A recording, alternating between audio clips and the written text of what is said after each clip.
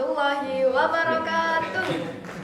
Selamat datang dan berjumpa kembali dengan saya, Mugi Hatun Rahayu, di acara podcast MTS Negeri 5 Kulon Progo.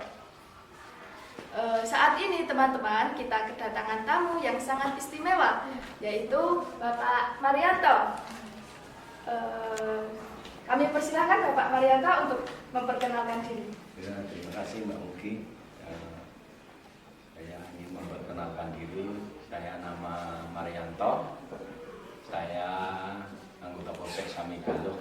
Saya kebetulan di Polsek Samigaluh menjabat sebagai Kanit Humas Polsek Samigaluh. Untuk saya sudah berdinas di Polsek Samigaluh ini kurang lebih 19 tahun. Kemudian sebelumnya saya berdinas di Korps Polri di 82. Kemudian tahun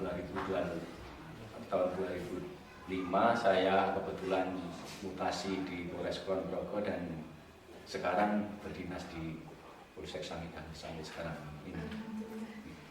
Bapak, ngomong-ngomong, dulu cita-cita Bapak waktu kecil apa sih? Saya dulu bercita-cita jadi tentara. Saya pernah mendaftar tentara itu 3 kali, kebetulan gagal. Kemudian kebetulan kan om saya, bule saya itu polisi ya. Jadi setelah saya 3 kali gagal daftar tentara itu saya ditawari mau nggak jadi polisi gitu. Sekarang ada pendaftaran. Nah, kebetulan saya mau. Kebetulan kan umur saya hampir habis. Waktu itu sudah berumur 21 tahun. Pada waktu itu umur terakhir pendaftaran itu 22 tahun. Jadi saya ditawari mau nggak daftar polisi. Ya saya mau gitu karena umurnya sudah hampir tidak bisa daftar lagi. Jadi saya daftar polisi itu dan kebetulan saya diterima. Kemudian saya pendidikan di SPN Batua, jadi di Makassar sana di Sulawesi.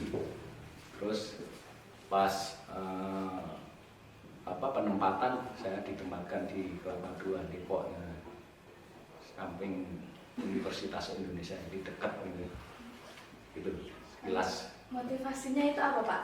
Ya, saya dulu motivasi itu kalau orang pasti ditanya, kamu cita apa? Motivasi jadi polisi, jadi tentara itu apa? Ingin mengabdikan diri kepada bangsa dan negara, pasti jawabannya itu.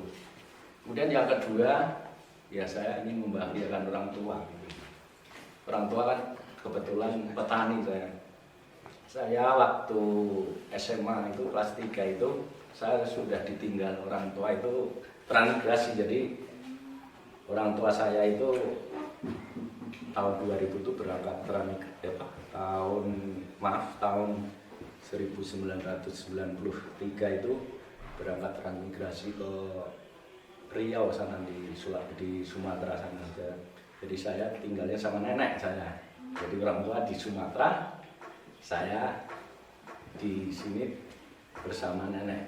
Nah, kebetulan saya dulu anak tunggal saya dulu. Saya punya adik itu saya setelah jadi polisi.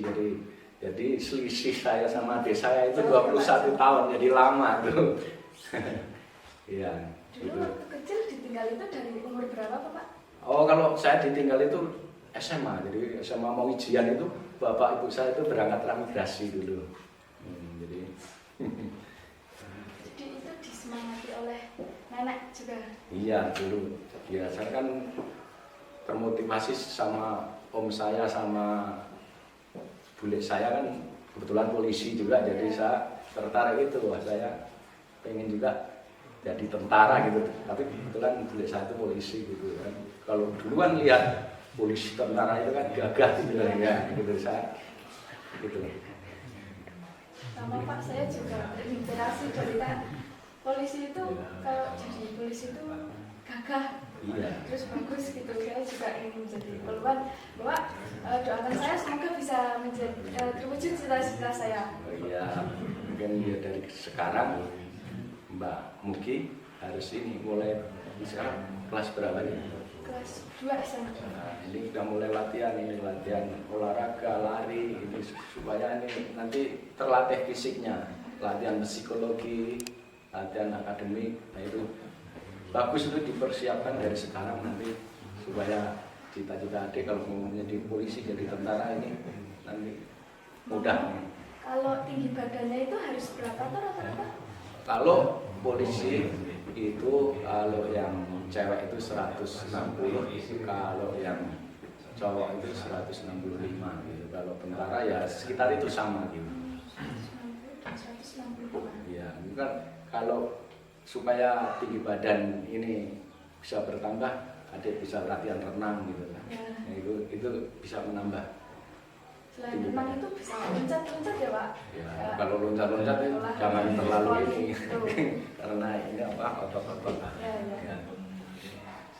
Kalau nilainya itu harus berapa Pak?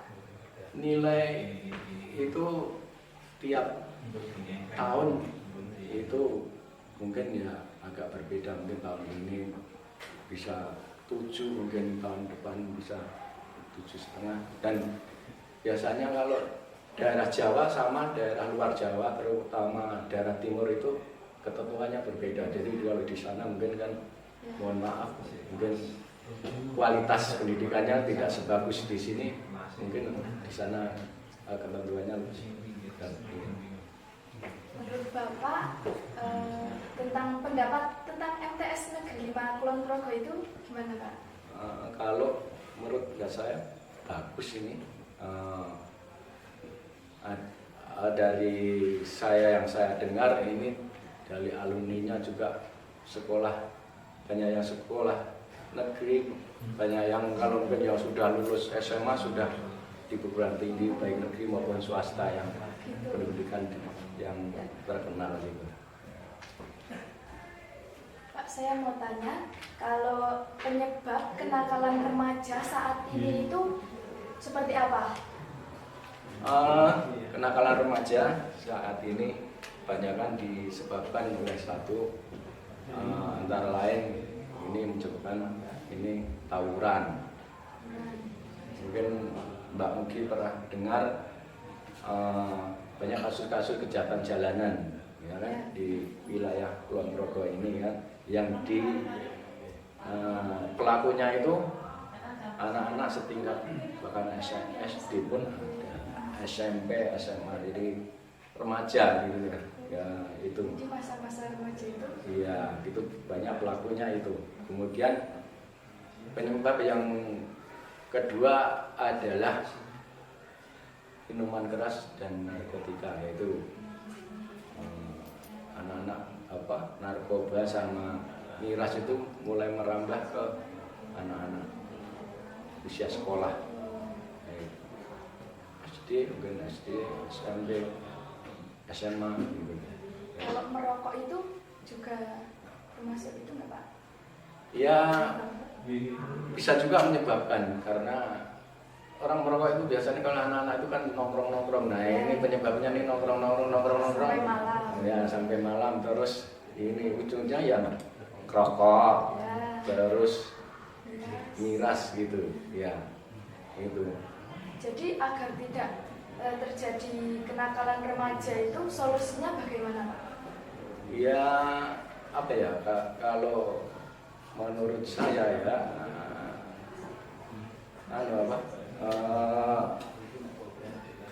berbuat yang positif. Jadi kegiatan yang positif bisa diisi dengan olahraga atau membantu orang tua. Jadi di rumah jangan hanya istilahnya kalau sekarang main HP dulu. Nah, kalau HP itu kan pengaruhnya besar. Kadang kalau sekarang ini anak-anak ini kalau sudah main HP ini jadi apatis, dipanggil orang tuanya beberapa kali itu kadang malah ini ganti membentak sama orang tua berani. Ini jadi dampak negatif dari HP ini memang ini jadi buruk ini. Jadi istilah kegiatan positif, jadi anak jadi bisa terhindar dari kenakalan remaja gitu. Pesan-pesan dan harapan Bapak sekarang ini bagaimana? Ya sesuai yang di gembar-gemborkan pemerintah ini. Nah, ini kan tahun Indonesia Emas 2045 ya kan. Ya. Nah, ini seperti Mbak Mugi ini kan nanti yang akan menggantikan kita ini gitu kan, yang akan menggantikan Pak Guru. Maka mulai sekarang belajarlah dengan giat. Ya, Pak. Kalau di sekolah ya hormati Bapak Ibu guru, kalau di rumah ya hormati orang tuamu. Nah, ini kan keberhasilan adik-adik ini tidak lepas dari campur tangan orang tua, Bapak Ibu guru, selain usaha adik-adik sendiri gitu kan. Iya kan? Ya. Mintalah doa sama orang tua. Orang tua kan tiap hari mendoakan agar kita sukses. Nah, jadi yang diinginkan dari pemerintah Indonesia Emas tahun 2045 ini ya adik-adik ini yang nanti menggantikan. Semoga tercapai ya Pak. Iya. Terima kasih Pak untuk waktunya saat ini di podcast MTS Negeri 5 Kulon Progo. Iya, sama-sama sampai ketemu kembali. Ya. Lain waktu.